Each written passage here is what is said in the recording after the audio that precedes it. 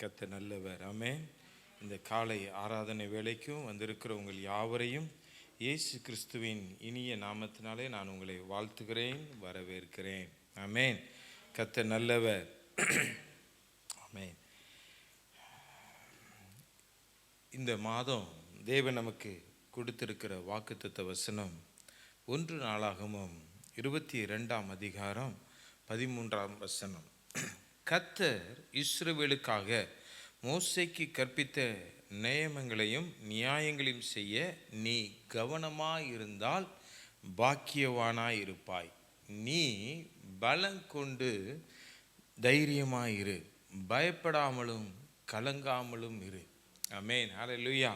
ஆமென். இந்த மாதம் தேவன் நமக்கு கொடுத்த வாக்குத்தத்த வசனம், நீ பலம் கொண்டு தைரியமாயிரு, நீ பலம் கொண்டு தைரியமாயிரு, பயப்படாமலும் கலங்காமலும் இரு. ஆமென். ஹல்லேலூயா. இந்த வார்த்தையை இந்த மாதத்தில் தேவன் நமக்கு கொடுத்திருக்கிறார். நீ பலம் கொண்டு தைரியமாயிரு, பயப்படாமலும் கலங்காமலும் இருன்னு சொல்லி ஆண்டவர் சொல்லியிருக்கிறார். அப்போ நீ பலம் கொண்டு தைரியமாயிரு அப்படின்னு சொன்னாலே ஏதோ ஒரு காரியம் நம்மளுடைய வாழ்க்கையில், நம்முடைய ஊழியத்தில் சில காரியங்கள் நடக்க போகிறது என்று அர்த்தம். ஆமென். ஹல்லேலூயா. அதை குறித்து நீ என்ன செய்? பயப்படாத, நீ பலங்கொள், நீ பலன்கொள், நீ தைரியமாயிரு, நீ பயப்படாத, நீ கலங்காத. ஆமென். நான் உன்னோடு கூட இருப்பேன். அதுக்கு முன்னாடி இந்த வருஷத்தில் தேவன் நமக்கு கொடுத்த வாக்குத்தத்த வசனம் 1 சாமுவேல் 26 அதிகாரம் 25 நீ ஆசீர்வதிக்கப்பட்டவன், நீ பெரிய காரியங்களை செய்வாய், மென்மேலும் பலப்படுவாய். ஆமென். இந்த வருஷத்தினுடைய ஆரம்பத்திலே தேவன் நமக்கு கொடுத்த வார்த்தை, நீ ஆசீர்வதிக்கப்பட்டவன். ஆமென். நீ பெரிய காரியங்களை செய்வாய், நீ மென்மேலும் பலப்படுவாய். ஆண்டவர் சொன்னது தான். ஆமென். ஹல்லேலூயா. ஆண்டவர் சொன்னதான். அப்போ தேவன் உங்களையும் என்னையும் ஆசீர்வதிக்க அவர் சித்தமுள்ளவராய் இருக்கும் பொழுது, இந்த ஆசீர்வாதத்துக்கு விரோதமாய் பிசாசானவன் சில கிரியைகளை செய்ய காத்திருக்கிறான். ஆமென். ஹல்லேலூயா. ஆமென். இப்போ சில காரியங்களை செய்ய என்ன செய்திருக்கிறான்? காத்திருக்கிறான். ஆமாம். நம்ம ஆசீர்வதிக்கப்பட்டவர், இந்த ஆசீர்வாதத்துக்கு விரோதமாய் பிசாசு என்ன செய்கிறான்? அந்த ஆசீர்வாதத்தை தடையை உண்டாக்கணும், இவங்க ஆசீர்வதிக்கப்பட்டுறக்கூடாது என்பதற்காக சில காரியங்களை அவன் எத்தனைத்து கொண்டிருக்கிறான். நீ பெரிய காரியங்களை செய்வாய், நீ பெரிய காரியங்களை செய்வாய். ஆமாம். கர்த்தர் நம்மளை வேறு பிரித்ததனுடைய காரணம், நம்மளை ரட்சித்ததனுடைய நோக்கம், நாம் தேவனுக்காக எழும்ப வேண்டும் என்பதான். ஆமென். ஹல்லேலூயா. நம்ம தேவனுக்காக என்ன செய்யணும்? எழும்பணும். நீ மென்மேலும் பலப்படுவாய் அப்படின்னா, நீ இப்போ இருக்கிறத காட்டிலும் 1000 மடங்கு நீ பெருகும்படியாய் தேவன் நமக்கு வாக்குத்தத்தம் கொடுத்திருக்கிறார். ஆமென். ஹல்லேலூயா. இப்போ இருக்கிறத காட்டிலும், நான் ஜெபிக்கிறது அதுதான், நாங்கள் இப்போ இருக்கிறத காட்டிலும் 1000 மடங்கு நாங்கள் அதிகமாகும்படி, ஆண்டவரே உம்முடைய பிதாக்களின் தேவனுக்கு நீர் கொடுத்த வாக்குத்தத்தத்தை நீங்கள் என்னிடத்தில் என்ன செய்யுங்க? நிறைவேற்றுங்க அப்படின்னு சொல்கிறார். அப்போ இந்த காரியங்கள் நடந்துக்கூடாதுங்கிறதுக்காக சத்துருவானவன் எரிச்சல் உள்ளவனாய் நம்மளை சுற்றி திரிகிறான். ஆமென். ஹல்லேலூயா. அப்போ இதை எல்லாவற்றையும் நம்ம மேற்கொள்ளணும்னா, ஆமென், நம்ம கர்த்தருக்கு உண்மை உள்ளவர்களாய் நாம் இருக்க வேண்டும். இந்த வாக்கு தத்தத்தை நம்ம விசுவாசிக்கணும், அதை இறுக பிடித்து கொள்ள வேண்டும். ஆமென். ஹல்லேலூயா. நான் அதை தான் சொன்னேன், சத்துரு எப்படியாவது இந்த ஆசீர்வாதத்தை அதை தடை பண்ணி போடணுங்கிறதுக்காக தான் அநேக காரியங்களை செய்ய எத்தனைக்கிறார். அதுக்கு தான் போன மாதம் தேவன் நமக்கு கொடுத்த வாக்குத்தத்த வசனம், தடைகளை நீக்கி போடுகிறவர் அவர்களுக்கு முன்பதாக கடந்து போகிறார். ஆமென். ஹல்லேலூயா.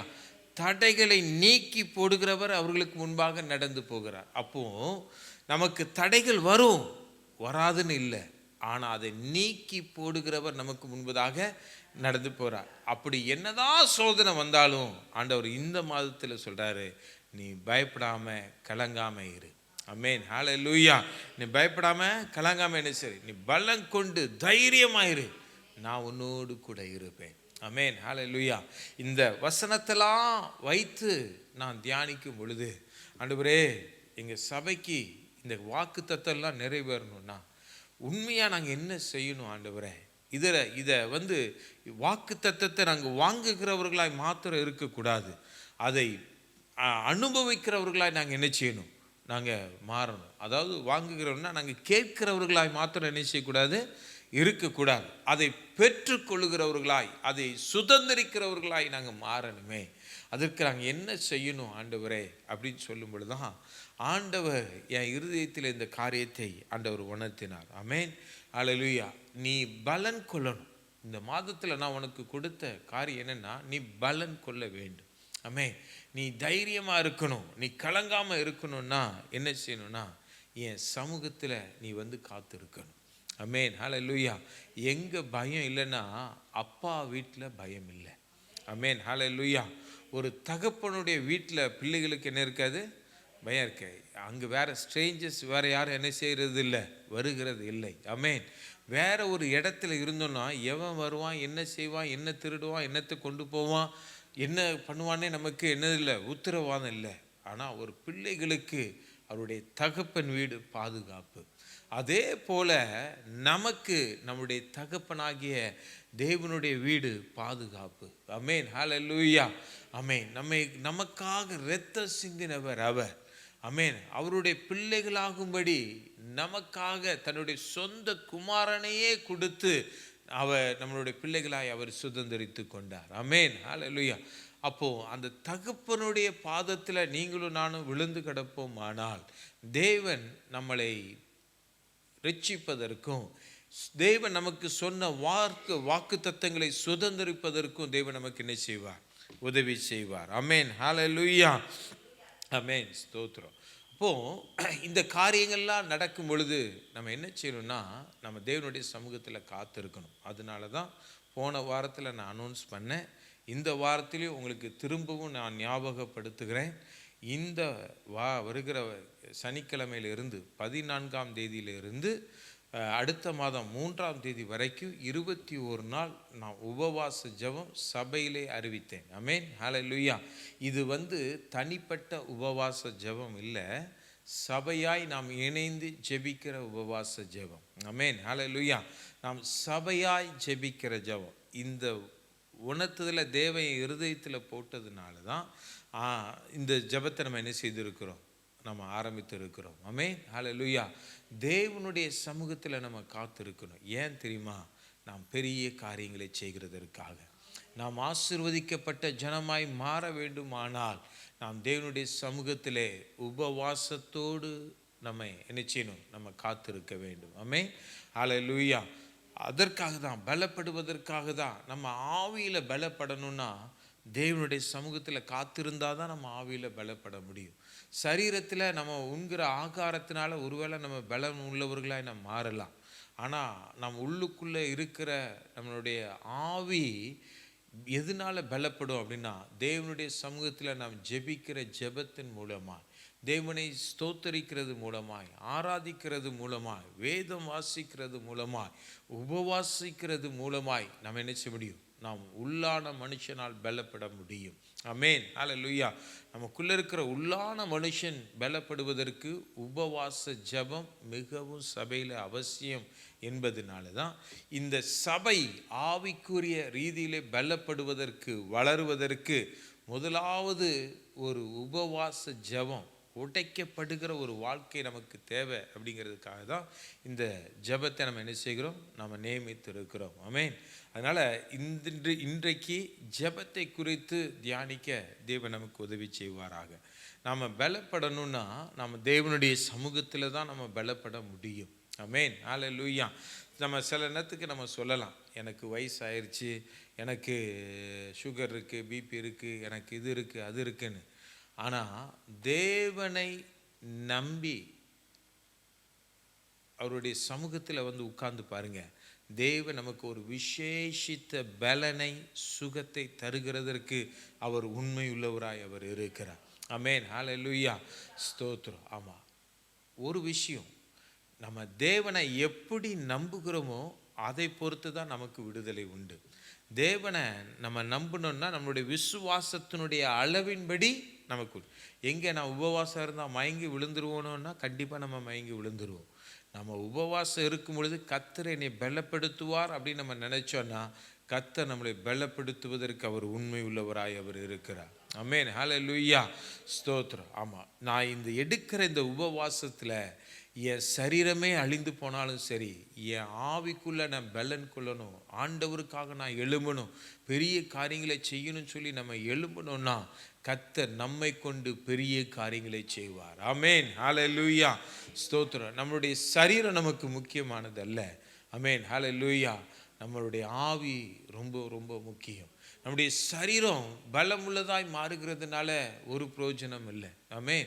இது கொழுத்து போய் நரகத்துக்கு போகிறத காட்டிலும் உபவாசம் இருந்து ஜெபித்து தேவனுடைய சமூகத்தில் நம்முடைய உருவம் அழிந்து போனாலும் பரலோகத்துக்கு போகிறது அது நீதி உள்ளதாக இருக்கும். ஆமென், ஹல்லேலூயா.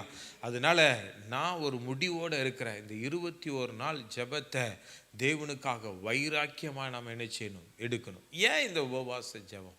எதற்காக தேவன் இந்த உபவாச ஜெபத்தை நியமிக்க ஆண்டவர் உதவிய இருதயத்தில் ஏவினார் அப்படின்னு சொல்லி பார்த்தோன்னா, நம்ம நிற்கிற நாட்கள் கடைசி நாட்கள். ஆமென், ஹல்லேலூயா. நம்ம நிற்கிற நாட்கள் கடைசி நாட்கள். இனியும் காலம் செல்லாது, இனியும் காலம் செல்லாது. நம்ம நிற்கிறது எந்த நேரத்திலையும் மணவாளன் என்ன செய்வார், சீக்கிரமாய் அவர் வருவார். இந்த சபை ஆரம்பிக்கப்பட்டதனுடைய நோக்கமே வருகையில் எடுத்துக்கொள்ளப்படுவதற்கு. இந்த சபை ஆரம்பிக்கப்பட்ட நோக்கமே ஒரு கூட்ட ஜனம் அந்த வருகையை எதிர்பார்த்து காத்து கொண்டு இருப்பதற்காகத்தான். ஆமென், ஹல்லேலூயா, ஆமென். அப்போ அந்த காத்திருக்குதலை எந்த இடத்துல உருவாக்க முடியும்னா இந்த மாதிரி உபவாச ஜெபங்களில் தான் நம்ம நினைச்ச முடியும். நம்மளால் காத்திருக்க முடியும் அவருடைய சமூகத்தில். ஆமென், ஹல்லேலூயா. தேவனுடைய நடத்துதலை நம்மளால் என்ன செய்ய முடியும், புரிந்து கொள்ள முடியும். கடைசி காலத்தில் நான் சொன்னது காலம் செல்லாது. அதனால் நாம் செய்ய வேண்டிய காரியங்கள் இன்னும் அநேகமாக இருக்குது. இந்த ஆஸ்திரேலியா தேசத்தை பொறுத்தவரையிலும், இந்த சிட்னி பட்டணத்தை பொறுத்தவரையிலும் ஆயிரக்கணக்கான ஜனங்கள் வலது கைக்கும் இடது கைக்கும் வித்தியாசம் தெரியாமல் அநேக ஜனங்கள் என்ன செய்கிறாங்க, வாழ்கிறார்கள். நம்மை சுற்றி அநேகர் இருக்கிறார்கள், வருத்தத்தோடு இருக்கிறாங்க, வியாதிகளோடு இருக்கிறாங்க, சமாதானம் இல்லாமல் இருக்கிறாங்க, மரண படுக்கைகளிலே படுத்து இருக்கிறார்கள். ஆமென். எத்தனையோ இடுக்கன் வழியாய், துன்பத்தின் வழியாய், கண்ணீரின் பாதையிலே ஜனங்கள் நடந்து செல்கிறார்கள். நம்ம எல்லாரும் அவங்கள பார்க்காத மாதிரி நம்ம கடந்து செல்லுகிறோம். ஆமென், ஹல்லேலூயா. சில பேருக்காக நம்ம ஜெபிக்கிறோம். சில பேரை நம்மளால் நேரில் போய் என்ன செய்ய முடியாது, பார்க்க முடியாது. நம்ம போனாலும் அவங்க ஏற்றுக்கொள்வாங்களான்னு நமக்கு தெரியாது. அவர்களுக்காக நம்ம என்ன செய்கிறோம், நம்ம ஜெபிக்கிறோம். கடந்த வாரத்தில் கூட ஒரு குடும்பத்துக்காக பாரம் எடுத்து ஜெபிக்க தேவன் எங்களுக்கு உதவி செய்தார். ஆமென். அவங்கள நேரில் பார்க்குறதற்கு, அவர்களுக்கு ஆறுதல் சொல்லுகிறதற்கு எங்களுக்கு வழி இல்லாவிட்டாலும் அந்த குடும்பத்துக்காக தேவனுடைய சமூகத்திலே உண்மையாய் முழங்கால் படியிட்டு அவர்களுக்காக ஜெபிக்க தேவன் எங்களுக்கு உதவி செய்தார். ஆமென். இதை செய்ய வேண்டியது நம்மளுடைய கடமை. ஆமென், ஹல்லேலூயா. அப்போ எவ்வளோ ஜனங்கள் திக்கற்ற பிள்ளைகளாய் அவர்கள் நிற்கும் பொழுது அவர்களுக்கு யார் பரிதாபப்படுவா? உண்மையாய் தேவனை தேடுகிறவர்கள் தான் பரிதாபப்பட முடியும். ஆமென், ஹல்லேலூயா. உண்மையான தேவனுடைய பிள்ளைகள் தான் அவர்களுக்காக பாரம் எடுத்து ஜெபிக்க என்ன செய்ய முடியும். அதை குறித்து நாம் பார்ப்போமானால் நெகேமியா 1ஆம் அதிகாரம் 2வது வசனத்திலிருந்து பார்க்கும் பொழுது, என் சகோதரில் ஒருவனாகிய அனனாயும் வேறே சில மனுஷரும் யூதாவிலிருந்து வந்தார்கள். அவர்களிடத்தில் நான் சிறையிருப்பில் மீண்டு தப்பின யூதரின் செய்தியையும் எருசலேமின் செய்தியையும் விசாரித்தேன். அதற்கு அவர்கள், சிறையிருப்பில் மீந்திருக்கிறவர்கள் அந்த தேசத்திலே மகா தீங்கையும் நிந்தையையும் அனுபவிக்கிறார்கள். எருசலேமின் அலங்கம் இடிப்பட்டதும் அதன் வாசல்கள் அக்கினியால் சுட்டெரிக்கப்பட்டதுமாய் கிடக்கிறது என்றார்கள். இந்த வார்த்தையை கேட்ட பொழுது நான் உட்கார்ந்து அழுது சில நாளாய் துக்கித்து உபவாசித்து மன்றாடி பரலோகத்தின் தேவனை நோக்கி, பரலோகத்தின் தேவனாகிய கர்த்தாவே, உம்மில் அன்பு கூர்ந்து உம்முடைய கற்பனைகளை கைக்கொள்கிறவர்களுக்கு உடன்படிக்கையும் கிருபையும் காக்கிற மகத்துவமும் பயங்கரமான தேவனே, உமது அடியாராகிய இஸ்ரவேல் புத்திரருக்காக இன்று இரவும் பகலும் உமக்கு முன்பாக மன்றாடி இஸ்ரவேல் புத்திரராகிய நாங்கள் உமக்கு விரோதமாக செய்த பாவங்களை அறிக்கையிடுகிற அடியேனுடைய ஜெபத்தை கேட்கிறதற்கு உம்முடைய செவி கவனித்தும் உம்முடைய கண்கள் திறந்தும் இருப்பதாக. நானும் என் தகப்பன் வீட்டாரும் பாவம் செய்தோம். நாங்கள் உமக்கு முன்பாக மிகவும் கெட்டவர்களாய் நடந்தோம். நீர் உம்முடைய தாசனாகிய மோசேக்கு கற்பித்த கற்பனைகளையும் கட்டளைகளையும் நியாயங்களையும் கை கொள்ளாதே போனோம் அப்படின்னு சொல்லி இந்த இடத்துல அவர் என்ன செய்கிறாரு, அவர் சொல்கிறார். ஆமென், ஹல்லேலூயா, ஆமென். இந்த இடத்துல யூதாவிலிருந்து சிறைப்பிடிக்கப்பட்டு வந்து யூதாவிலே சிறைப்பிடிக்கப்பட்ட ஜனத்தில் இருக்கிற மீதியாக இருக்கிற ஜனங்களை குறித்தும் இவர் விசாரிக்கிறார். ஆமென், ஹல்லேலூயா. இவர் இருக்கிற இடம் சிறைப்பிடிக்கப்பட்ட இடம். ஆமென். இவர் இருக்கிற இடம் சிறைப்பிடிக்கப்பட்டோம். ஆனால் சிறைப்பிடிக்கப்பட்ட இடத்துல இருந்தாலும் ஆனால் இவர் இருக்கிற இடம் ஒரு அரண்மனையில் இருக்கிறார். ஆமென், ஹல்லேலூயா. ராஜாவுக்கு பானபாத்திரக்காரனாய் அவர் இருக்கிறார். ஆமென். அவர் பானபாத்திரக்காரனாய் அவர் இருக்கிறார்.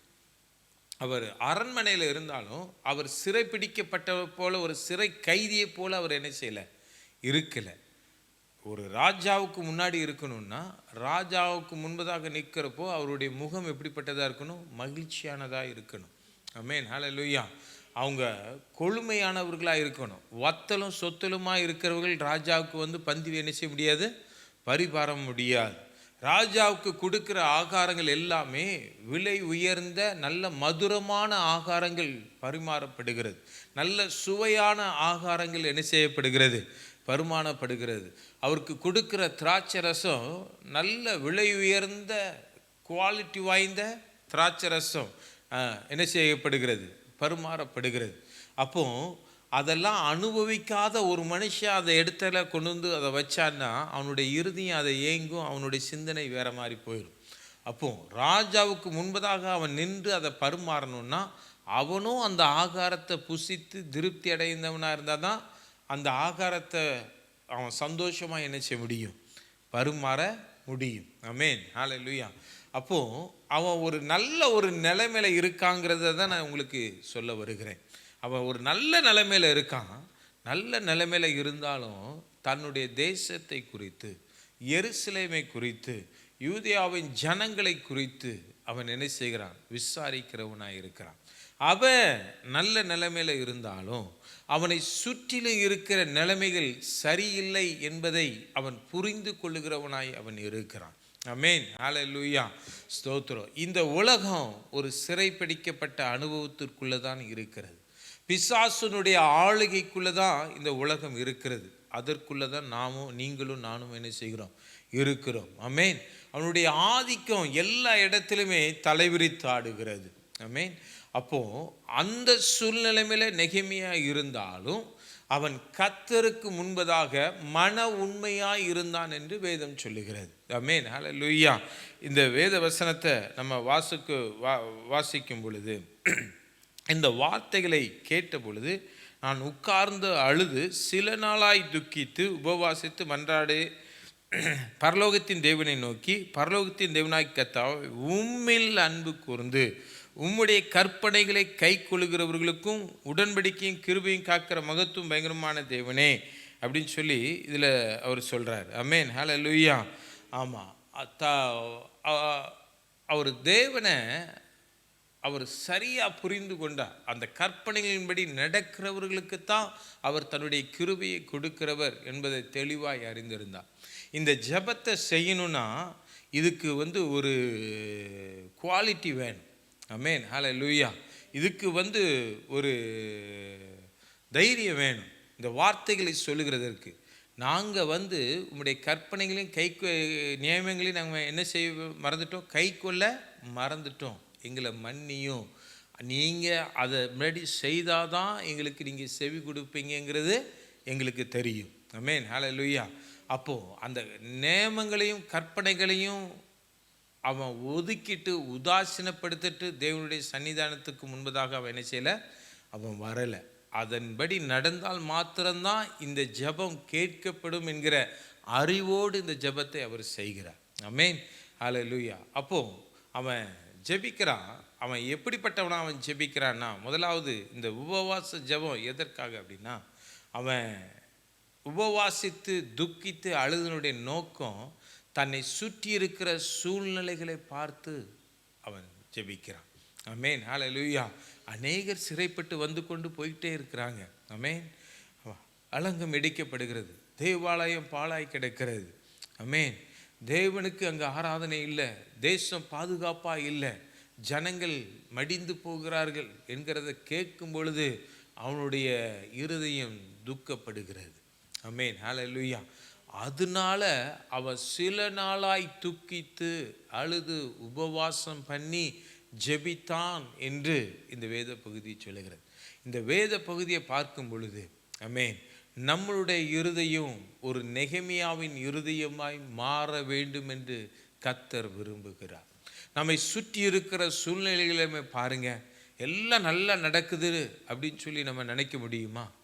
இன்றைக்கி உலகம் எங்கேயோ போய் கொண்டிருக்கிறது, உலகத்தினுடைய பொருளாதாரம் எங்கேயோ போய் கொண்டிருக்கிறது. இந்த யுத்தங்கள் ஆரம்பிக்கப்பட்டதுனால பெட்ரோல் ப்ரைஸ் எல்லாமே என்ன செஞ்சிருச்சு, கூடிருச்சு. அதனால் இன்றைக்கி எத்தனையோ குடும்பங்கள் சஃபர் பண்ண போகிறாங்க. ஆமென், ஹல்லேலூயா.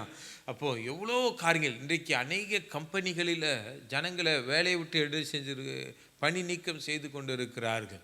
சரியான வேலை இல்லை. எத்தனையோ குடும்பங்கள் வியாதிப்பட்டு இருக்கிறாங்க. திடீர் மரணங்களை நாம் கேள்விப்படுகிறோம். இதெல்லாம் கேள்விப்படும் பொழுது நானும் என் வீட்டாரும் என் பிள்ளைகளும் நல்லா இருக்கிறோன்னு நினச்சிட்டு நம்ம காரியத்தை மட்டும் நம்ம பார்த்து கொண்டோம்னால் நம்மளைப் போல ஒரு பரிதபிக்கப்பட்டவர்கள் யாரும் இருக்க முடியாது. ஆமென், ஹல்லேலூயா. அப்போது ஆண்டவர் என் இருதயத்தில் பேசினது இதுதான். ஆமென், ஹல்லேலூயா. நீ பலத்த காரியங்களை நீ செய்யணும், அதிசயமான காரியங்களை நீ செய்யணும். ஆமென். நீ மென்மேலும் நீ பலப்படணும். ஆமென். நீ ஆசீர்வதிக்கப்பட்டவனாய் மாறணும்னா நீ உன்னை சுற்றி இருக்கிற ஜனங்களை நீ முதல்ல கண்ணோக்கி நீ பார்க்கணும். ஆமென், ஹல்லேலூயா.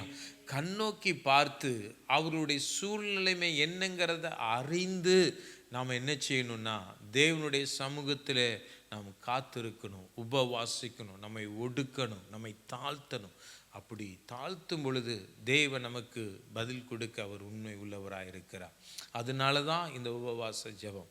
நீங்கள் சொல்லலாம், நாங்கள் எத்தனையோ உபவாச ஜெபம் இருந்துட்டோம் அப்படின்னு சொல்லிட்டு. சின்ன வயசில் நானும் அநேக நாட்கள் உபவாசம் இருந்திருக்கேன். எடுத்ததுக்கெல்லாம் 40 days ஃபாஸ்டிங் ப்ரேயர் அப்படின்னு சொல்லிட்டு 40 டேஸாக இருந்திருக்கேன் நான்.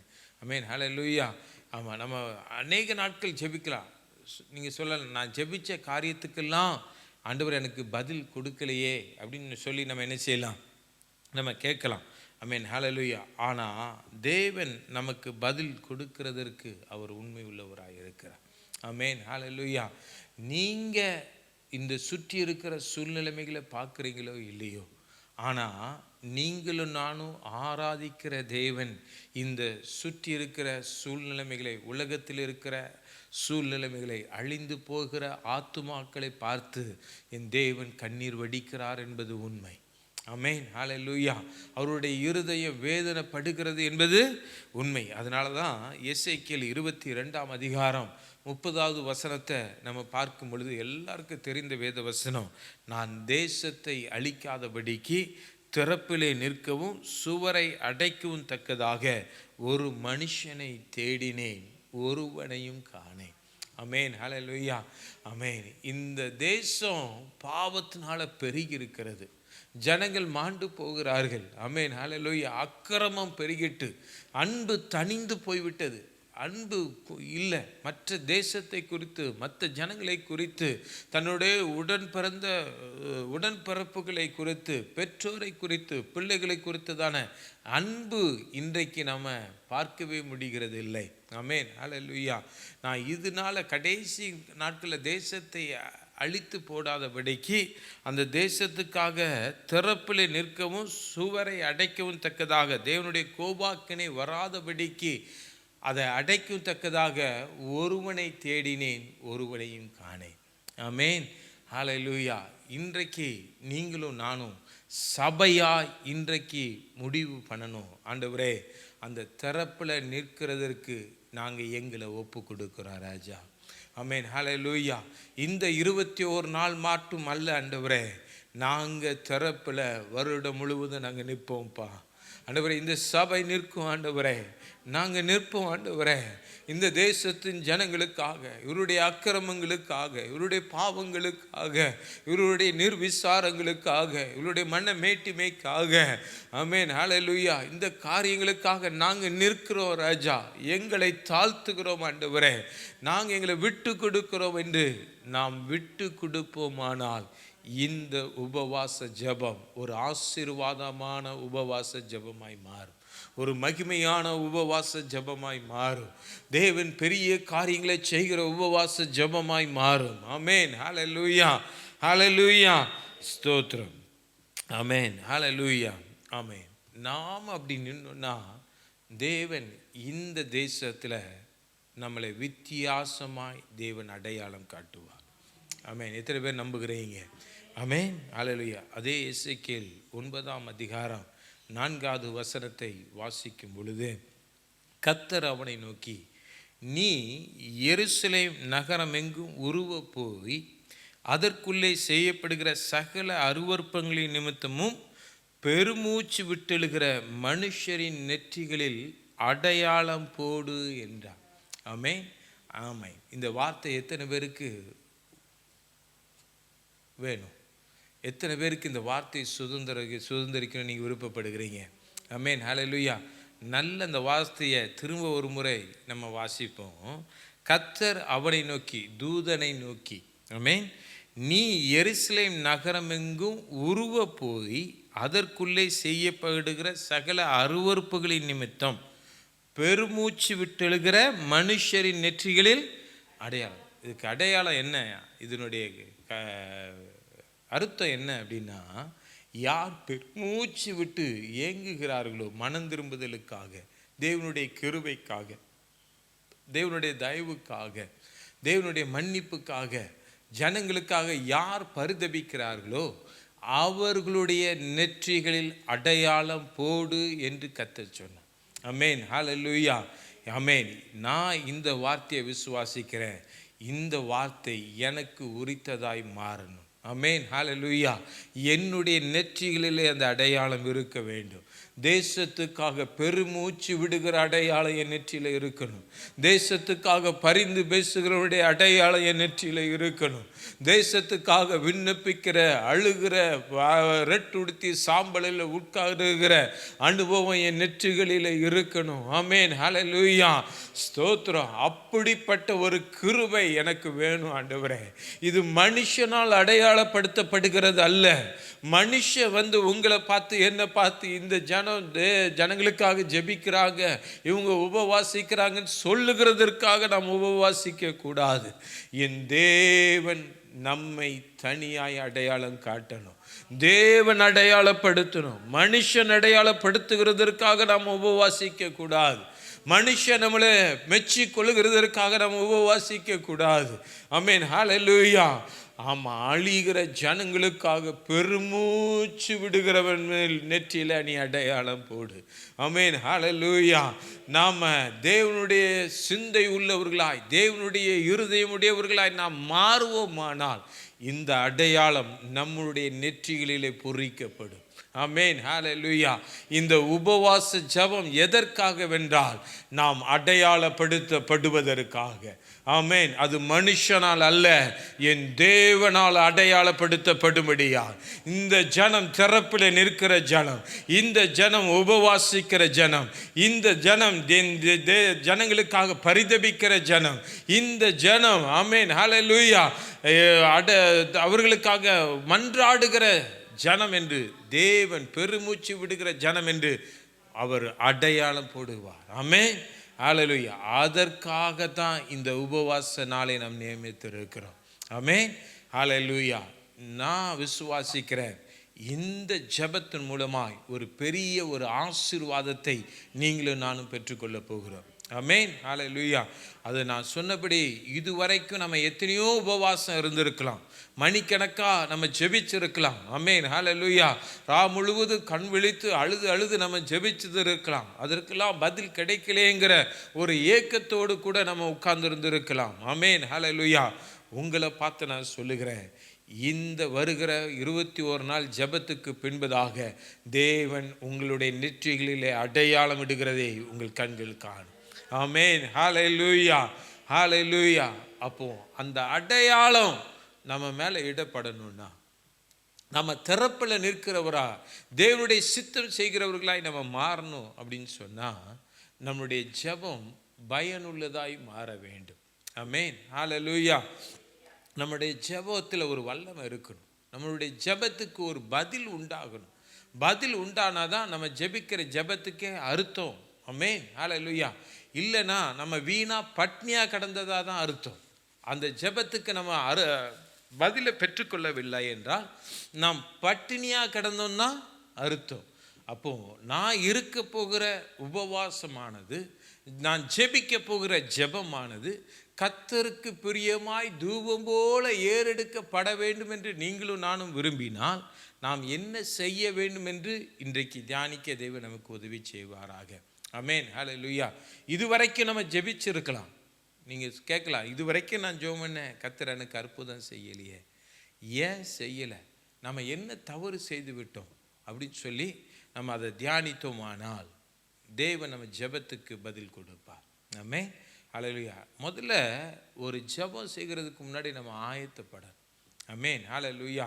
ஒரு காரியம் செய்கிறதுக்கு முன்னாடி நம்ம என்ன செய்யணும்? ஆயத்தப்படணும். இந்த ஞாயிற்றுக்கிழமை ஆராதனை ஒரு ஆயத்தப்படுகிற ஆராதனை. ஆமென். அதற்கேற்ற செய்தி எனக்கு தாங்க ஆண்டவரே. நாங்கள் ஜெபிக்கணும், எங்கள் ஜெபங்கள் கேட்கப்படணும். அதற்கு நாங்கள் ஆயத்தமாகணும். இந்த வரப்போகிற இந்த உபவாச ஜெபத்துக்கு நாங்கள் எங்களை என்ன செய்யணும்? நாங்கள் உங்களுடைய சமூகத்தில் வந்து விழுந்து கிடக்கிறதுக்கு முன்பதாக நாங்கள் ஆயத்தமாக்கப்படணும். அந்த ஆயத்தமாகிறதற்கு நாங்கள் என்ன செய்யணும் என்று தேவனுடைய சமூகத்தில் காத்திருந்த வேளையிலே தேவன் எனக்கு கற்றுக் கொடுத்த வார்த்தையை உங்களோடு கூட பகிர்ந்து கொள்ள தேவன் எனக்கு உதவி செய்வாராக. ஆமென், ஹல்லேலூயா, ஸ்தோத்திரம். ஓகே, நம்ம உபவாசித்து நம்ம ஜெபிக்க போகிறோம் அப்படின்னா முதல்ல நம்ம எப்படிப்பட்டவர்களாக இருந்தால் தேவன் நம்மளுடைய ஜெபத்தை கேட்பார். அதை காட்டிலும் எப்படிப்பட்டவர்களாய் இல்லாமல் நம்ம இருந்து நம்ம என்ன செய்யக்கூடாது? ஜெபிக்கக்கூடாது. ஆமென். இப்படிப்பட்டவங்களாக இருந்து நம்ம என்ன செய்யக்கூடாது? ஜெபிக்கக்கூடாதுங்கிறத நம்ம பார்ப்போம். முதல்ல எதெல்லாம் கர்த்தருக்கு பிரியம் இல்லாததுங்கிறத நம்ம பார்த்துட்டோன்னா அதெல்லாம் விலக்கி கொள்வதற்கு, அதிலிருந்து நம்ம விடுபடுவதற்கு, நாம் ஆயத்தப்படுவதற்கு அது ஏதுவாக இருக்கும். ஆமென், ஹல்லேலூயா, ஸ்தோத்திரம். மத்தேயு 21ஆம் அதிகாரம் 22வது வசனத்தை நாம் பார்க்கும் பொழுது ஆண்டவராகிய இயேசு கிறிஸ்து சொல்றாரு, மேலும் நீங்கள் விசுவாசம் உள்ளவர்களாய் ஜெபத்திலே எவைகளை கேட்பீர்களோ அவைகளை எல்லாம் பெறுவீர்கள் என்றார். ஆமென். முதலாவது, நீங்கள் விசுவாசம் உள்ளவர்களாய் ஜெபத்தில் எவைகளை கேட்பீர்களோ அவைகளை எல்லாம் நீங்கள் என்ன செய்வீங்க? பெறுவீர்கள் என்றார். அப்போ விசுவாசம் உள்ள ஜெபம் பிணியாளியை ரட்சிக்கும் என்று வேதம் சொல்லுகிறது. விசுவாசம் உள்ள ஜெபம் காரியங்களை நடப்பிக்கும் என்று வேதம் சொல்லுகிறது. ஆமென், ஹல்லேலூயா. அப்போ ஒரு மனுஷன் ஜெபிக்கணும் அப்படின்னா, நம்முடைய ஜெபம் கேட்கப்படணும், அங்கீகரிக்கப்படணும் அப்படின்னா நமக்குள்ள முதலாவது காணப்படுகிற ஒரு காரியம் எதுவாக இருக்கணும் அப்படின்னா விசுவாசம் இருக்கணும். விசுவாசம் இல்லாமல் தேவனுக்கு பிரியமாக இருப்பது கூடாத காரியம், கூடாத காரியம். விசுவாசம் இல்லாமல் நம்ம உபவாசிக்கிறது, நம்ம ஜெபிக்கிறது, அதுக்கு பிரயோஜனமே கிடையாது. அது வெறும் பட்டினி தான். ஆமென், ஹல்லேலூயா. நம்முடைய ஜெபம் கேட்கப்பட வேண்டுமானால், நம்முடைய உபவாசம் அங்கீகரிக்கப்பட வேண்டுமானால் நாம் செய்ய வேண்டியது என்னன்னா, முதலாவது நம்முடைய இருதயத்துக்குள்ளே ஒரு விசுவாசம் இருக்க வேண்டும். நான் ஆராதிக்கிற தேவன் வல்லமை உள்ளவர் என்கிற விசுவாசம் முதல்ல இருக்கணும். நான் ஆராதிக்கிற தேவன் என்னை காண்கிறவர் என்கிற ஒரு விசுவாசம் இருக்கணும். ஆமென், ஹல்லேலூயா. நான் ஆராதிக்கிற தேவன் என் சத்தத்துக்கு பதில் கொடுக்க வல்லமை உள்ளவர் என்கிற விசுவாசம் நமக்கு இருக்கணும். நான் ஆராதிக்கிற தேவன், நான் தொழுது கொள்கிற, நான் தேடுகிற தேவன் என்னை விடுவிக்க வல்லமை உள்ளவர் என்கிற ஒரு விசுவாசம் இருக்கணும். ஆமென். விசுவாசமே இல்லாம நம்ம அவருக்கு பிரியமா இருக்கவே முடியாது. ஜெபிக்கிறது கூடாத காரியம். ஆமென், ஹல்லேலூயா. மார்க்கு 11ஆம் அதிகாரம் 24வது வசனத்தில் இதே வார்த்தை ஆண்டவர் சொல்றார். ஆதலால் நீங்கள் ஜெபம் பண்ணும்போது எவைகளை கேட்டுக்கொள்வீர்களோ அவைகளை பெற்றுக்கொள்வோம் என்று விசுவாசியுங்கள், அப்பொழுது அவைகள் உங்களுக்கு உண்டாகும் என்று சொல்லுகிறேன். ஆமென், ஹல்லேலூயா. ஆமா, நீங்க விசுவாசிங்க.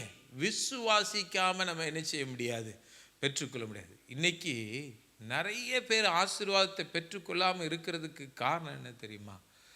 விசுவாசம் இல்லை. கடுகளவு விசுவாசம் இருந்தால் போதும்னு தான் ஆண்டவர் கேட்குறார்.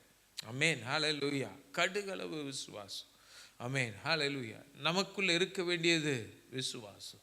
விசுவாசம் இல்லாமல் நம்ம என்னதான் உபவாசம் இருந்தாலும், எத்தனை மணி நேரம் போராடினாலும், எவ்வளவு வரங்களை பெற்றவர்களாக இருந்தாலும் நம்மளால் ஜெயிக்க முடியாது, காரியத்தை பெற்றுக்கொள்ள முடியாது. ஆமென், ஹல்லேலூயா. உபவாசிக்கணும். ஆமென், விசுவாசிக்கணும். உபவாசிக்கிறதுக்கு முன்பதாக முதல்ல என்ன செய்யணும்? விசுவாசிக்கணும். விசுவாசிக்கலைன்னா நம்ம சுதந்திரிக்கவே முடியாது. 1 யோவான் 5ஆம் அதிகாரம் 10வது வசனத்திலிருந்து நான் வாசிக்கிறேன். தேவனுடைய குமாரனிடத்தில் விசுவாசமாய் இருக்கிறவன் அந்த சாட்சியை தனக்குள்ளே கொண்டிருக்கிறான்.